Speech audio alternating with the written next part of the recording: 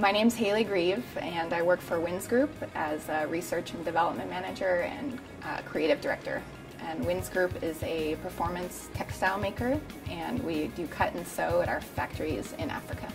I actually learned to sew and read patterns at a young age from my mom, and I was that girl in high school who made my own prom dresses and clothes for myself and friends. I always played a lot of different sports, and I always knew that I was interested in sports apparel. So although I really liked fashion, I was really drawn to sports clothing. I kind of got where I am today starting at Cornell. I was recruited to play volleyball at Cornell, and I was delighted to see they had a textile and apparel program.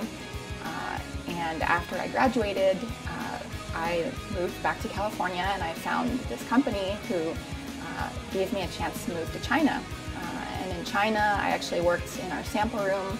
After China, I moved to Europe, and I was in Europe for 3 or 4 years and was bringing those textiles to European brands. And after Europe, I came back to the US, and I've been here a few years now. I spend a big part of my day looking at fabric swatches that have come in from our Shanghai office. When I get swatches, I'll look at them and check, okay, what's the fiber content, what's the weight, what knitting structure did they use, and how did they color this fabric? How does this fabric stretch if you pull it? Do you get any little pills or snag marks on the fabric?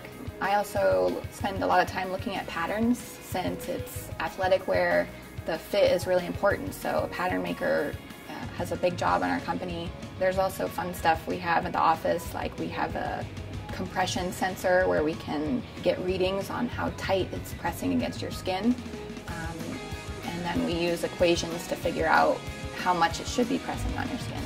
What inspires me is other industries, so maybe looking at architecture or medicine and things that you want to see come to life in a garment is fun to try to put that into a textile.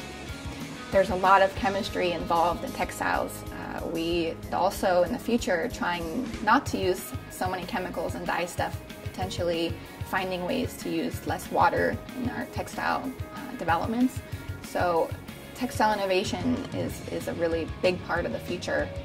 I think young people that are interested in the apparel industry should first understand that there are many, many different positions within the apparel industry. So you don't necessarily have to be a designer to be in the apparel industry, and I think that is something that can hold a lot of people back because they naturally start there, and if they're not a designer, they may get frustrated and give up. But I can assure you that there's many, many positions out there, and keep searching within the industry to find what interests you.